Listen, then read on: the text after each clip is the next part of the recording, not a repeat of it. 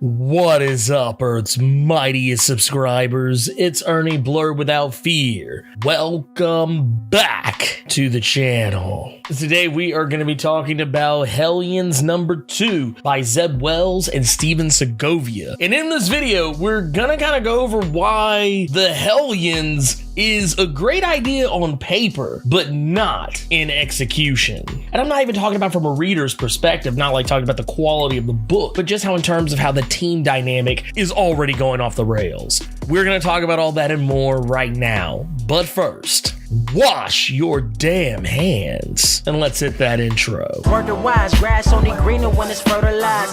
Gave them truth in these songs, they prefer to lies. Destiny beautiful, adrift in her purple lies. You can't see me, you Stevie. Wondering how I reach more evolutions than Evie and make it look easy. Before we get started, if you want to see more awesome comic book videos like this one, it only takes 2 clicks to become one of Earth's mightiest subscribers. Click.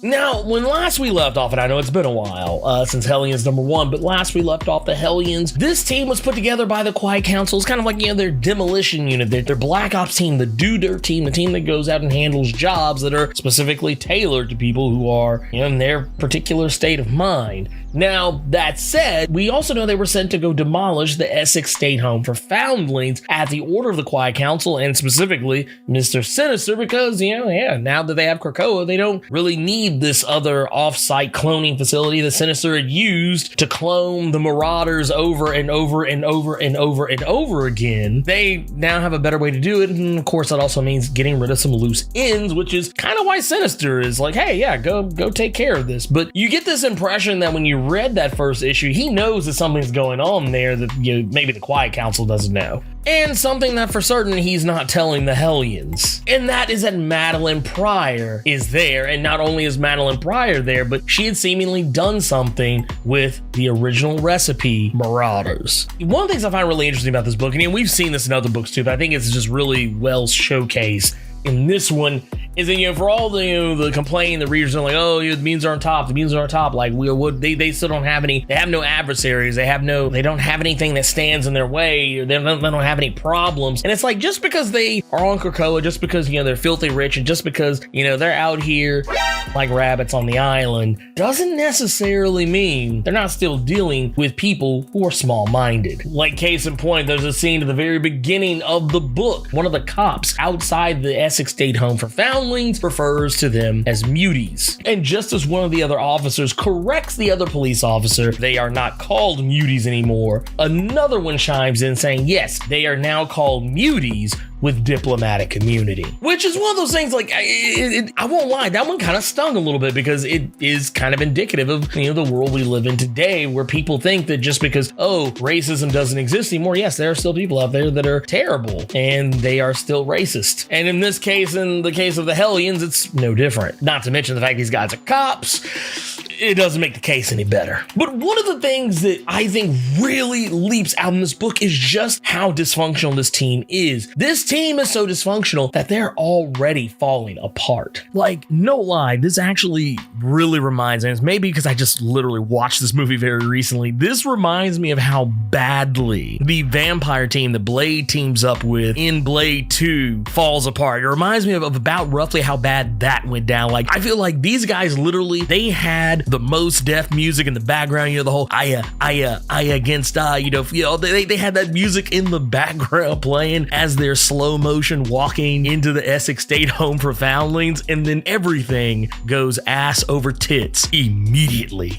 That's right, before they have even completely gotten comfortable in the Essex State Home for Foundlings, Empath is already on that bullshit. Empath has the ability to make people feel things, and he immediately starts making Nanny start freaking out and start grabbing on to Scalp Hunter's leg, and it's essentially, she's trying to nurse him. She's trying to treat him the same way she does Orphan Maker, and Empath knows this. He knows exactly what he's doing. He knows this is gonna piss Scalp Hunter off, and once Psylocke calls Empath out for it, Scalp Hunter immediately turns around and tells him, dude, you need to back the fuck up. I always love it when characters that are smug and smarmy and they just think they're so smart. They think that they're just so untouchable, and they say something that essentially is dismissive. It's not an apology. When they are caught in the middle of doing something, they've been found out, they've been called out on their own bullshit. Instead of saying, hey,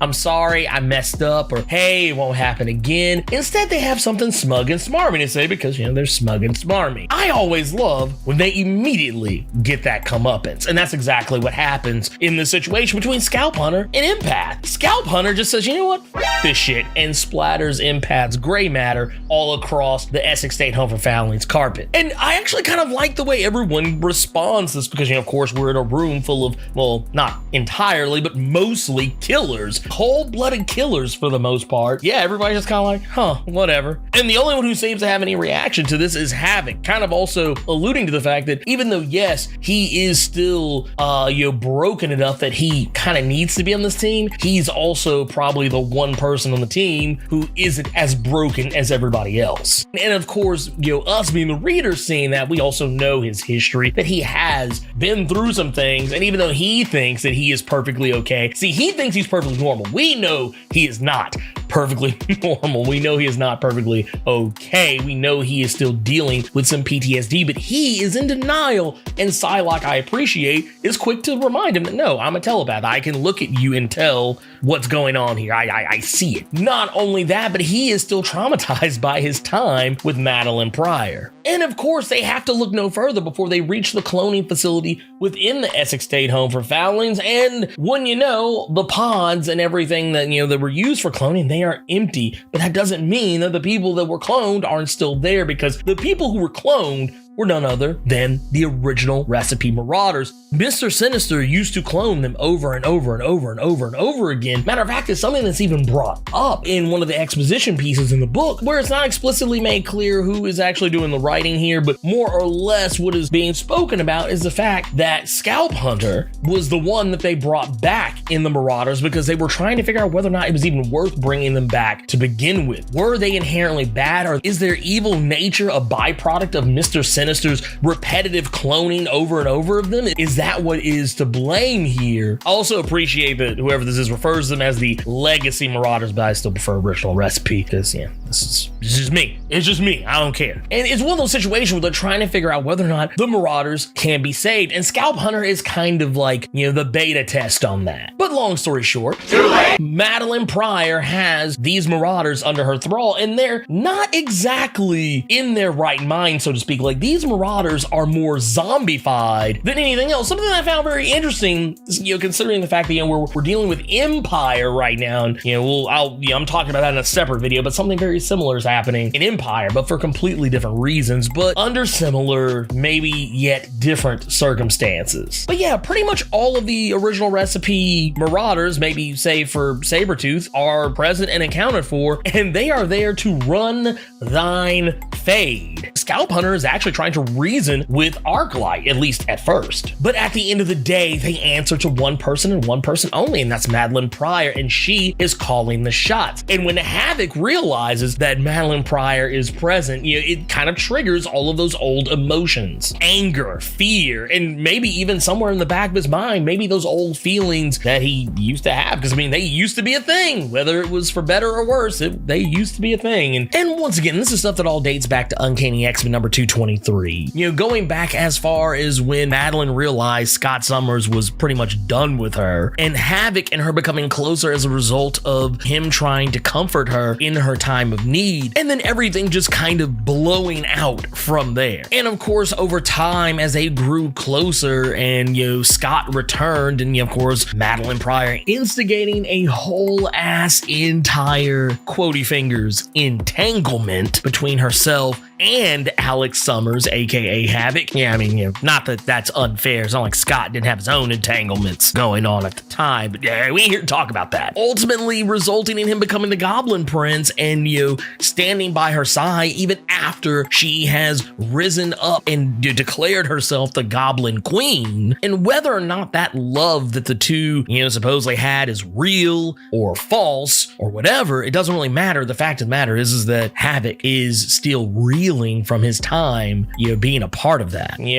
All the trauma that came with that, that was in fact a thing. And of course, Madelyne Pryor being who she is, it's kind of easy to just go ahead and say right off the rip that, yeah, she needs to be stopped. There's no way this mutant is going to be allowed to enter Krakoa, but I have a sneaky suspicion that maybe somewhere down the road, maybe that will happen, and maybe very soon. We don't know. But the real deal here is that the Marauders, yeah, they destroy the Hellions. It's not even close. It's not even close. They literally come in right out of the gate and start piecing them up one by one. And more importantly, mid-fight, Madelyne Pryor takes time out of her busy schedule to kill one of her own original recipe Marauders just so she can get her hands on Havoc, because at the end of the day, they have history with each other. I mean, let's be fair, he was her Goblin Prince, but it seems like some of that old love isn't exactly there anymore. Maybe it is, who knows? But she does imply that she is going to hurt him in some way,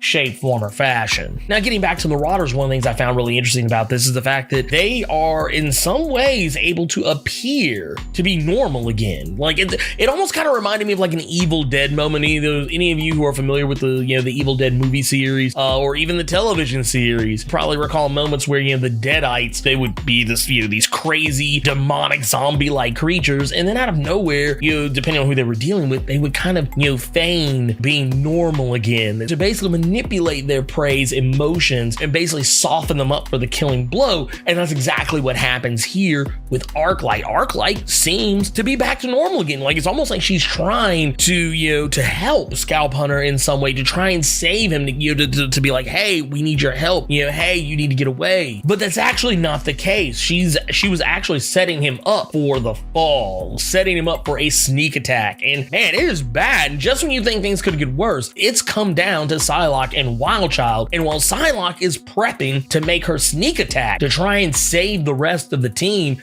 and save the mission at hand, Wildchild decides that he is ready to lead the team and immediately goes for Psylocke's throat. Now, this is something that's actually alluded to in the first issue as well as earlier in this issue. Wildchild is, for all intents and purposes, he is a creature with a pack mentality, and he wants to be the alpha. He says it earlier when he attacks a police officer, asking him if he was the alpha. And basically, when he got the answer he wanted, he attacked the police officer. And that's exactly what he's doing here. He knows that Psylocke is in charge. He also knows the one person who would likely try and stop him, Scalp Hunter, is out of commission. So now that Psylocke is, the only one left, Wildchild has decided that he is the captain now. But yeah, I'm just, wow. I'm loving this. It's great. It's fantastic. I'm really hyped for this. I'm enjoying the series. Like, yeah, was there anything earth-shattering happening in this issue? I mean, it's all stuff that we knew was going to happen. We knew Madelyne Pryor was alive. We also knew that she's been resurrected for quite some time. This isn't actually news. She's been around for a minute, and people probably forgot about it. But this was her first time being back as a Dawn of X. But anyways, I thought that was pretty cool. It was awesome. It was great. And yeah, I love the series. This has become one of my new favorite issues in the Dawn of X rundown. Like, it's right up there. I mean, like I said, and I keep saying it all the time, but X-Force, X-Men, Marauders, and Hellions, those are the books for the Blerd. Another little funny thing, and this has nothing to do with nothing, but I actually thought this was a really interesting part of this comic, and it actually really speaks to the world we live in today. Even though this quote is technically meant to reflect on the state of the current Hellions, and I get that, but at the same time, this quote actually has a lot of weight in what's been going on in recent memory, where Kurt at the very beginning of the book is quoted as saying, "Those whose violence you do not understand have often seen horrors you cannot imagine." And that was one of those things, like, yeah, it's very, very spot on for the Hellions. We know they've seen things. We know that they've experienced things that have kind of driven them to become the people that they are. And I'm sure we're going to learn more about that. But I don't know, just that one kind of hit home for me, just in light of everything that's been going on in the real world as of late. People not understanding why people were rioting and protesting. People not understanding why, others are upset about the injustices going on in the world right now. It's really interesting. But anyways, let me know what you thought about Hellions #2 by Zeb Wells and Steven Segovia. Wash your damn hands and sound off in the comments. So hey, you made it to the end of the video. Awesome for you. If you enjoyed this video, and if you made it this far, I don't see how you didn't, do me a favor. Hulk smash that like button. And if you want to see more awesome videos like this one, make sure you click subscribe so you can become one of Earth's mightiest subscribers. And tap that bell so you know when I post up. Also, feel free to go check out my Patreon, where if you chuck in $1, you can get early access to most of my videos up to a week early. And if you have time, make sure you swing by nerd901.com, where you can find more of my content as well as other amazing stuff. Anyways, until next time, I love you 3000 plus ultra!